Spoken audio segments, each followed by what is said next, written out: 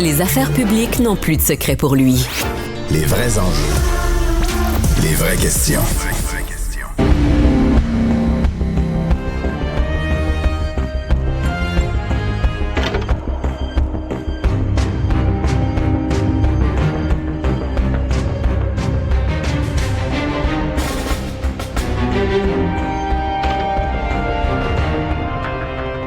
Lieutenant-colonel Louis-Philippe Savard. La musique de Les Armes, mais il y a une nouvelle dirigeante militaire qui va rentrer dans la série. Oui, bien, au fait, cette série-là, à chaque fois qu'on entend le thème, là, il se passe quelque chose. Je veux dire, Les Armes, le lundi soir à TVA, c'est devenu un incontournable.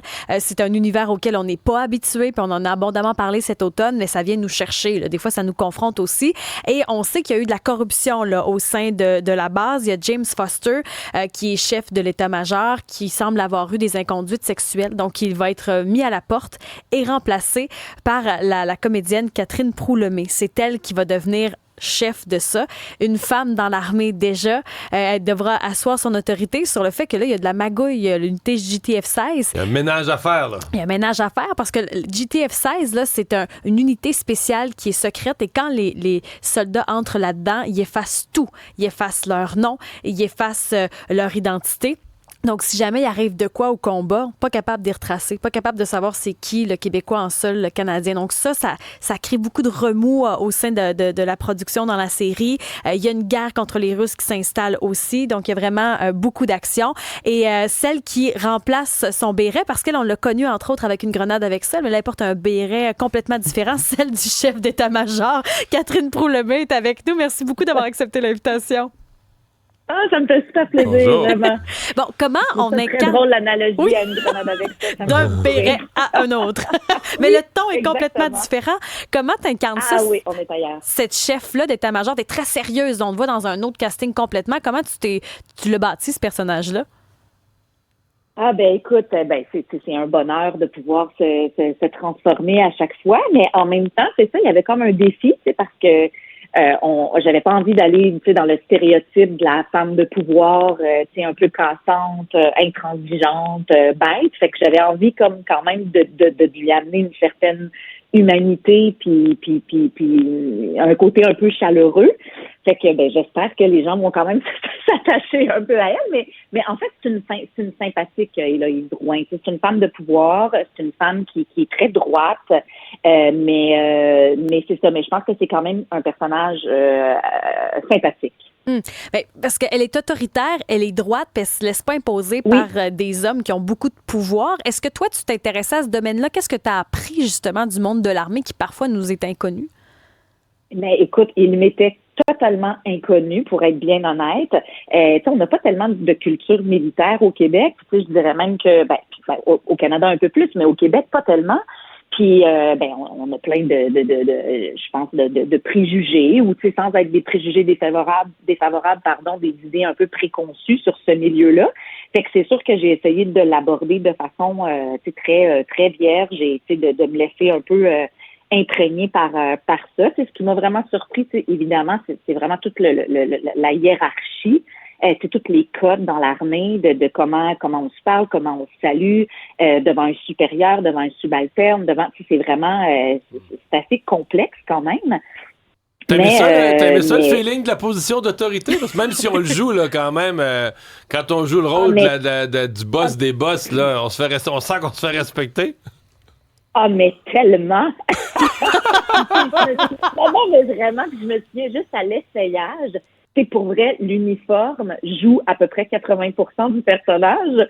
Je veux absolument rien enlever aux comédiens, mais dans la mesure où ça donne tout de suite une prestance, une posture, une façon une droiture, c'est super imposant, l'uniforme. Puis évidemment, il y a quelque chose de, je me promène dans les corridors, puis mon personnage, puis étant donné que je suis la boss des boss, puis tout le monde s'arrête, tout le monde me salue. Fait que oui, il y a quelque chose de très étrange parce que évidemment, je connais pas ça dans la vie. En fait, les gens me saluent, mais de façon très sympathique, pas avec un salut militaire.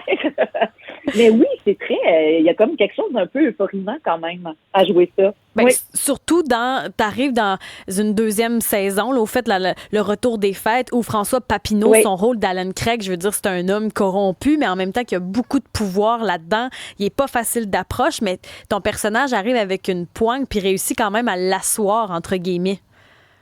Complètement. En fait, tu sais, je pense que c'est ça. Il y a pas de complaisance chez Héloïse Drouin. Fait elle aborde les gens un peu tous de la même façon, c'est-à-dire en essayant d'avoir un regard neuf puis un regard nouveau. Fait que oui, tu sais, elle va avoir quand même un peu d'informations de OK, c'est comme ça que ça se passe. Il y a des lois non écrites. C'est ça, elle va l'apprendre puis elle va essayer de pas se fier à ça puis de se faire un peu sa propre idée. Fait que oui, je pense qu'elle est capable de faire face à Craig malgré son autorité à lui, et il en a beaucoup, puis ça, il est très imposant. Bon, excusez, je suis mon agent qui appelle sur l'autre ligne. Je suis désolée, n'entend ça coupe. Oh non, nous, on n'entend rien, tout baigne pour nous. OK, excusez-moi, j'ai fait mon Dieu. Alors, mais voilà, mais fait que ça fait des rapports de force et de pouvoir très, très intéressants. Ton Vraiment. agent court après toi parce que t'as plein d'autres projets, hein, au théâtre, puis un film qui sort bientôt aussi, là.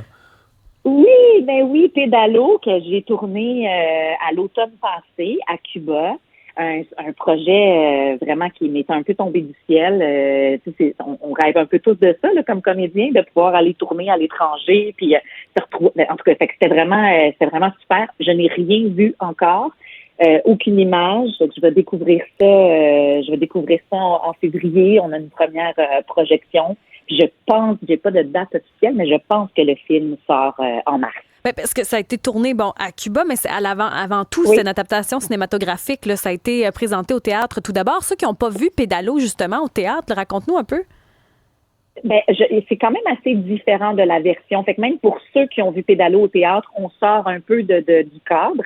C'est-à-dire que dans la pièce de théâtre, on suivait les deux personnages masculins. Il y avait seulement deux protagonistes, en fait, dans le film, dans la pièce de théâtre, pardon.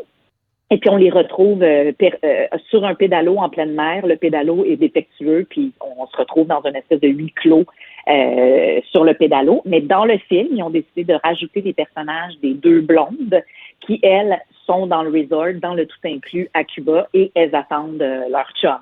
Puis, évidemment, tranquillement, elles vont finir par s'inquiéter parce qu'ils reviennent pas. Mais il y a toute la relation entre les deux blondes aussi qui va se développer. Puis c'est le fun, c'est une belle histoire d'amitié aussi, puis de passer par-dessus les préjugés, parce que le personnage de Camille Felton, qui est la comédienne qui joue le personnage de la blonde de Stéphane Roy, est beaucoup, beaucoup plus jeune que lui, que moi. Donc, après ma barre, il va y avoir plein de jugements de la part de mon personnage, encore un homme qui trouve une fille plus jeune que lui, c'est pour se mettre en valeur. Puis, mais finalement, il va y avoir une belle relation qui va se développer entre les deux femmes, puis on va passer justement par-dessus les tabous puis les préjugés. Fait que j'ai très, très hâte de voir. C'est rare qu'un pédalo, c'est central dans une histoire oui, aussi. Ça, là. c'est nouveau en soi. Oui, c'est le personnage principal. Donc, on surveille ça là, pour février, puis peut contenir des traces d'égo au Théâtre de la Marjolaine aussi, là, des retrouvailles entre six amis, ça s'en vient aussi. Merci beaucoup, Catherine Proulx-Lemay. Puis tu fais... Ça m'a fait super plaisir. C'est très bon dans les armes. Merci, c'est très Bonne chance, gentil. bye-bye. Merci beaucoup.